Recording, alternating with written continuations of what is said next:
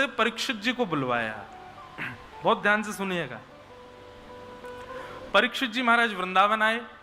बज्रनाभ ने कहा भागवत की कथा होगी कुसुम सरोवर पर, व्यवस्था सारी आप देखो। परीक्षित जी बोले जो आज्ञा। तो पूरी भागवत कथा की व्यवस्था गोवर्धन में परीक्षित जी ने की। और जैसे ही श्री उद्धव जी महाराज मंच पर पधारे, उद्धव जी को देखते ही परीक्षित जी रोने लगे, भाव विह्वल हो गए, इतने व्याकुल हो गए कि कथा प्रारंभ हुई नहीं, उसी से पहले ही व्याकुल हो गए। व्यास मंच पर बैठते ही उद्धव जी महाराज ने परीक्षित जी को बुलाया, बोले इधर आओ। परीक्षित जी चरणों में आए। बोले क्यों इतना विलाप कर रहे हो? बोले कि मैं बार बार सोचता हूं, जिन श्री कृष्ण ने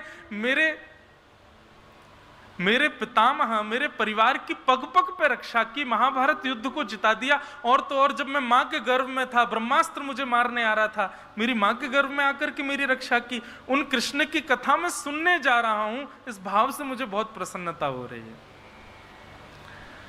पर उद्धव जी महाराज बोले लेकिन तुम्हारे लिए कुछ और है मेरे पास। परीक्षित जी बोले आज्ञा करें। बोले यहां हम कथा सुना रहे हैं, पर अभी अभी कलयुग प्रारंभ हो गया है, और यदि वो कलयुग यहां तक आ गया तो पूरी कथा में विक्षेप डाल देगा।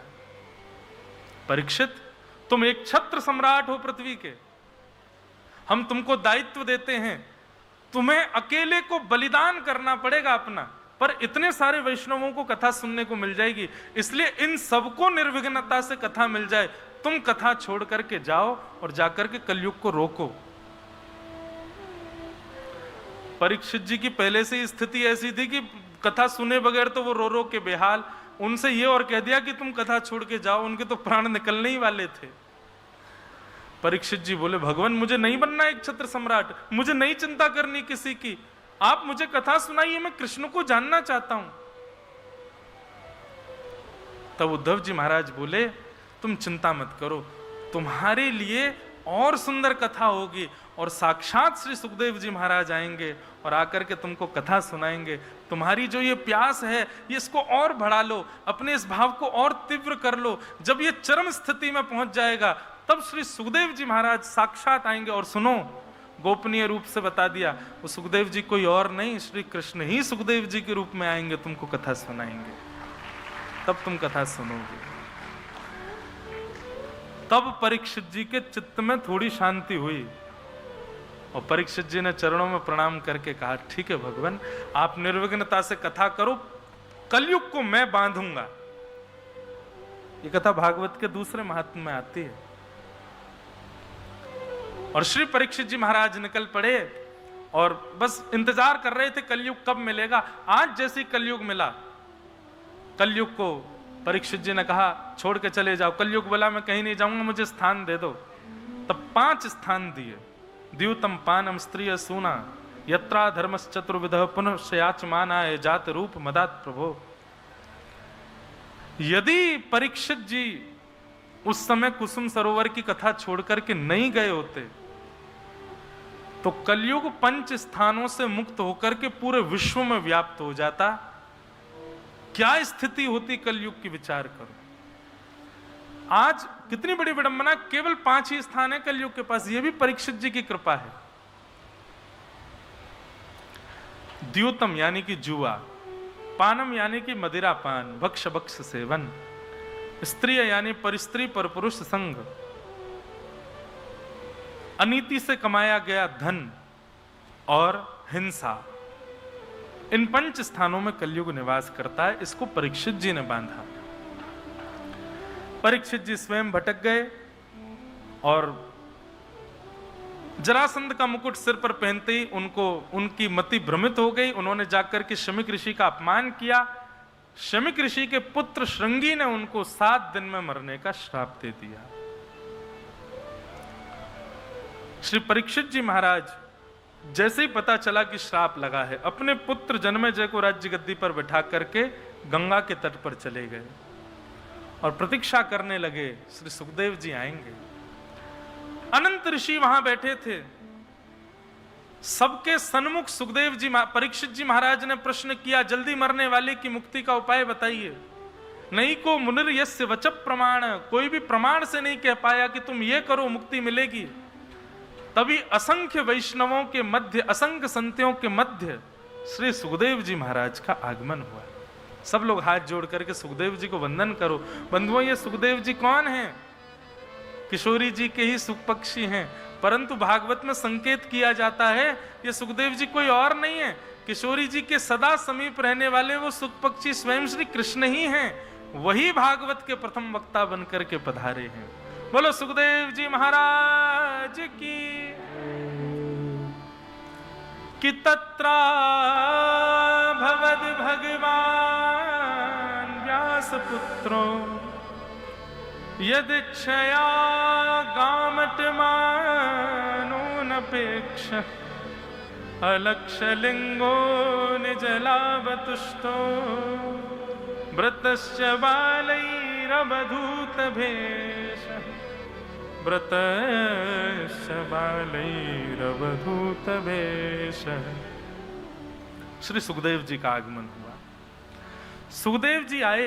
अच्छा, एक और बात, दो बातें। कैसे पता चला कि ये सुखदेव जी हैं? सुखदेव जी का एक स्वभाव है, क्या?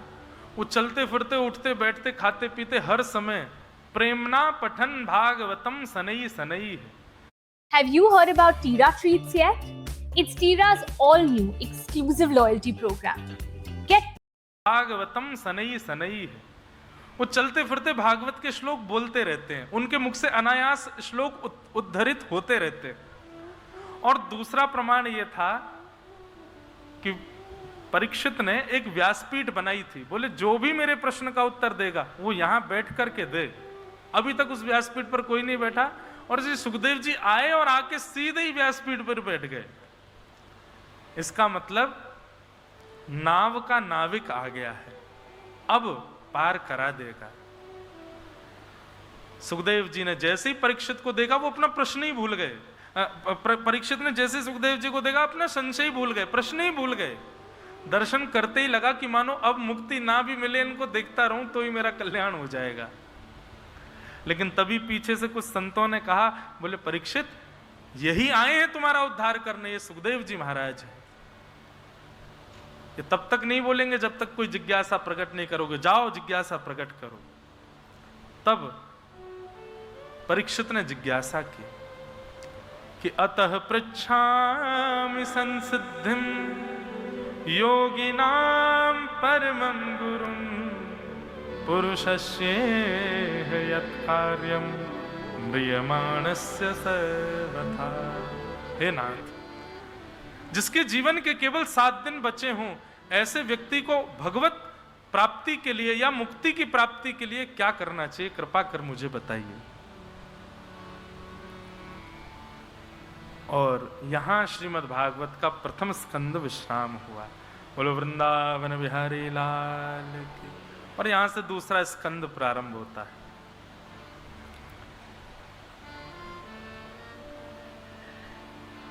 श्री सुखदेव जी महाराज अब बोलना प्रारंभ कर रहे हैं।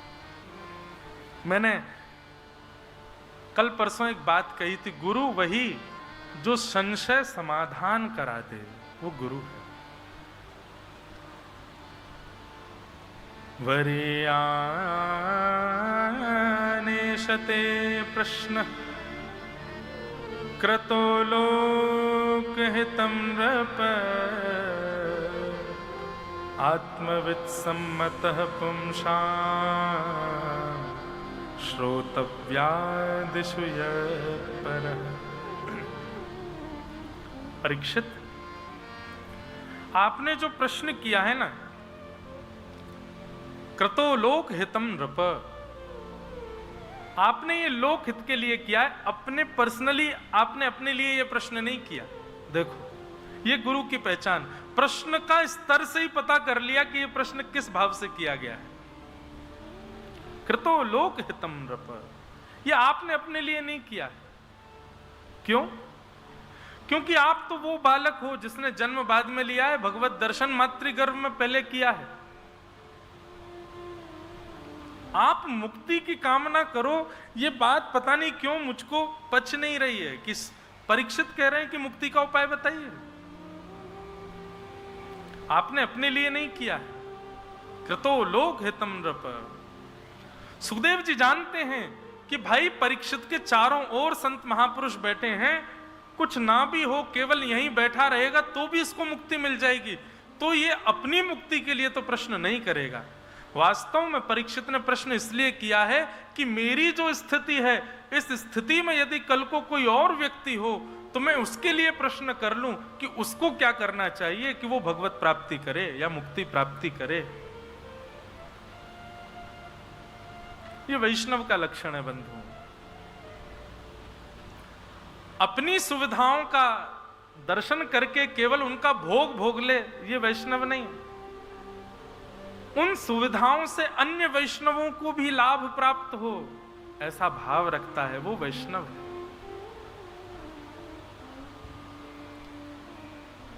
सूरदास, कुंभनदास, गोविंददास आदि आदि ये सब वैष्णव जो हुए, इन सबको ठाकुर जी की अंतरंग लीलाएं दिखती थीं, पर उन्होंने इन अंतरंग लीलाओं को अपने तक सीमित रख के स्वयं दर्शन नहीं किया, उसको लिख करके पूरे विश्व को बताया।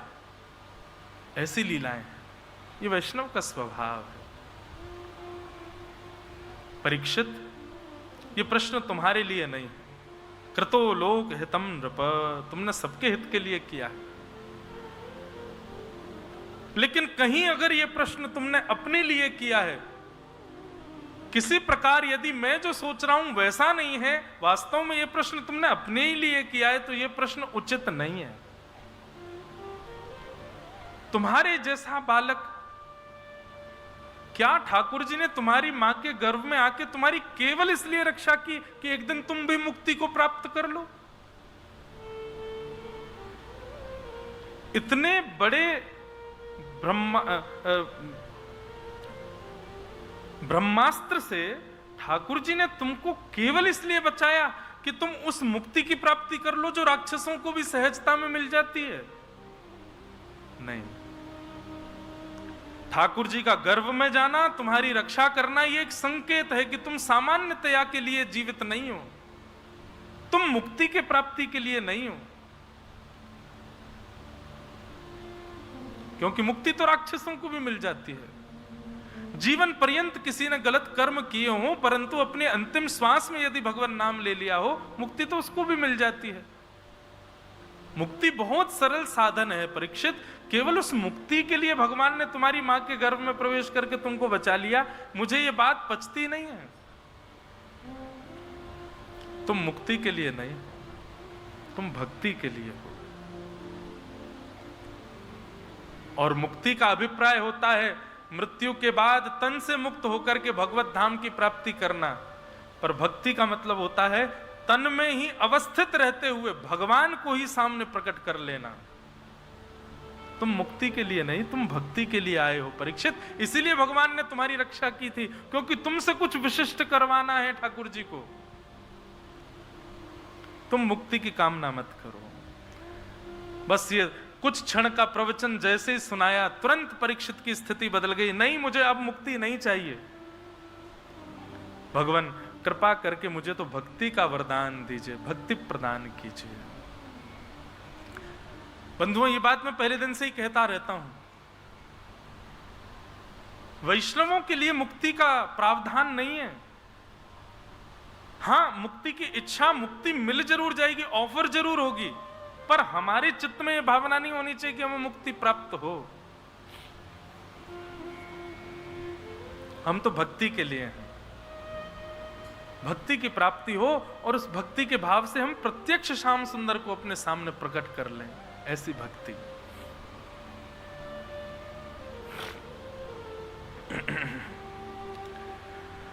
इस प्रकार श्री सुखदेव जी महाराज ने परीक्षित को समझाया। परीक्षित ने जब कहा कि अब मुझे मुक्ति नहीं भक्ति चाहिए, तब सुखदेव जी ने मंगलाचरण किया। नहीं तो अभी तक तो मंगलाचरण ने सीधे कथा ही शुरू कर दी थी। तब उन्होंने मंगलाचरण किया।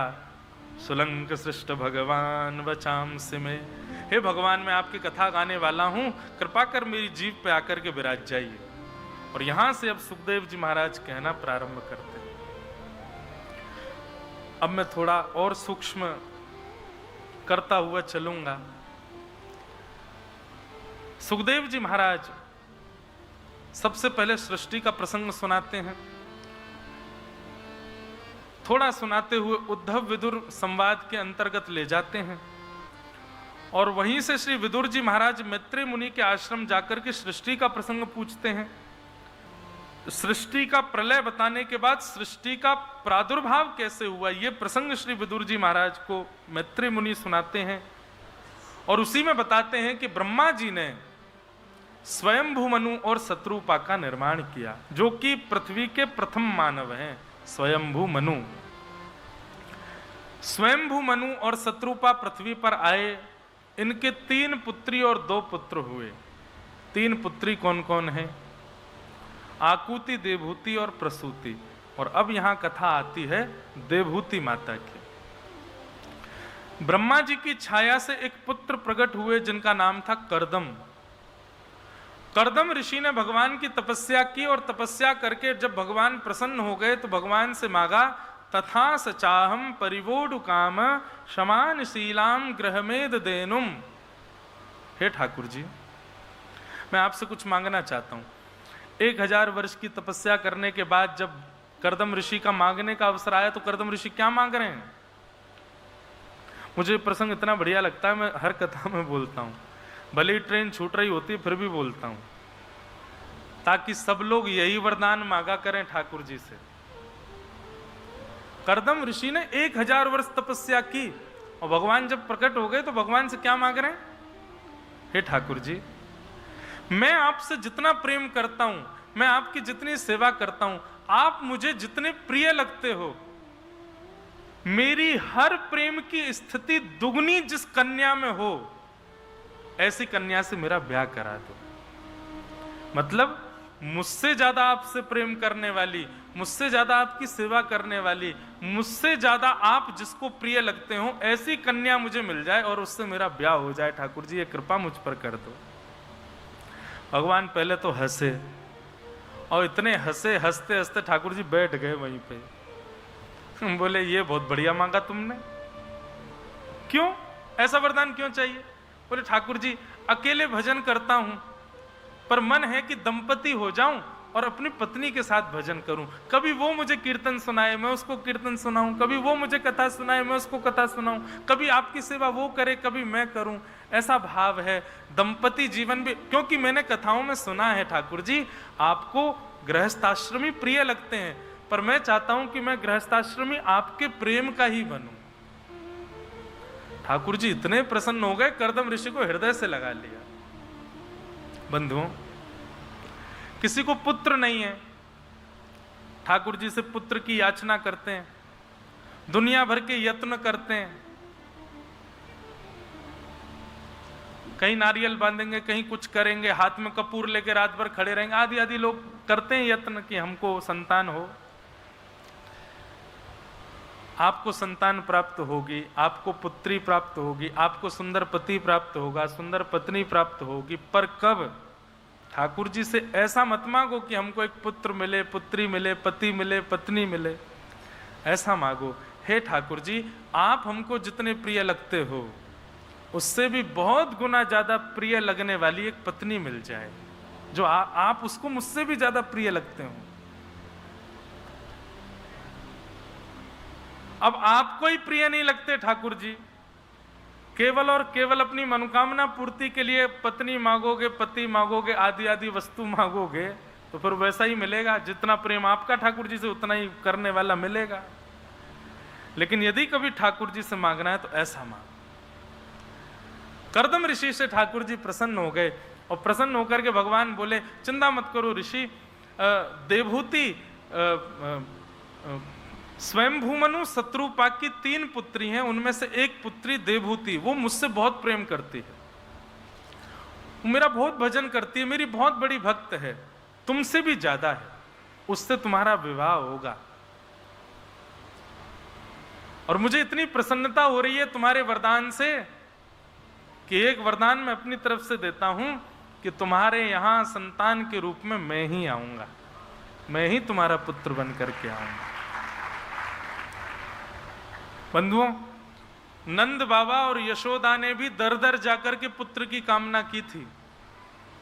इसीलिए ब्रज 84 कोस में सारे तीर्थ हैं।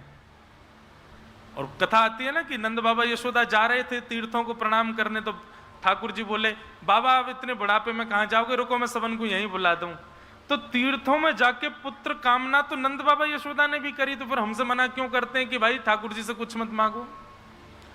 नंद बाबा यशोदा ने पुत्र की कामना तो की, पर कैसा पुत्र चाहिए ये तो सुनो। नंद बाबा यशोदा बद्रीनाथ गए, केदारनाथ गए, जहां जहां तीर्थ थे उस समय सब जगह गए, और सब जगह जाकर के कहते, गैयान को प्रतिपालक हो, ब्रजवासीन की सेवा करे, संतन के पामन को धोए धोए के पीवे, ब्रजवासीन के पीछे पीछे उनकी सेवा करते भयो चले, गैयान को अपनी मैया से वो ज्यादा प्रेम करे, ऐसा पुत्र हमको प्रदान करो। कहीं भी ये भावना नहीं थी कि हमारा नाम उज्जवल करे, हमारी संपत्ति बढ़ावे, हमको अंतिम समय में संस्कार करे, ऐसा पुत्र नहीं। विष्णु आराधनार्थाय, विष्णु संबंधी जितनी भी वस्तुएं हैं, गौ है, ब्राह्मण हैं, संत हैं, ब्रजवासी हैं, वैष्णव हैं, इन सबकी सेवा करने वाला पुत्र हमको मिले, ये मांगा नंद यशोदा ने। तो ठाकुर जी बोले, ये सब सेवा प्रकल्प पूर्ण करने वालों कोई और ना है, मैं ही हूं, तो मैं ही आपको बेटा बन के आ जाऊंगा। ठाकुर जी लाला बन के आए। आज के बाद कामना करनी है, भाव रखनी है ठाकुर जी से, तो ऐसे ही रखो, मिलेगी वस्तु। करदम ऋषि का देवहूति माता से विवाह हुआ, 9 पुत्रियां हुई और 10वें संतान के रूप में भगवान कपिल का प्रादुर्भाव हुआ। बोलो कपिल भगवान की जय। कपिल भगवान ने भगवान माता देवहूति को ज्ञान उपदेश किया, इसी को ही दर्शन शास्त्र कहते हैं। देवहूति माता ने अपनी कुछ जिज्ञासाएं पूछी और ठाकुर जी उनका उत्तर दे रहे हैं। सबसे पहला प्रश्न, निर्विण्ण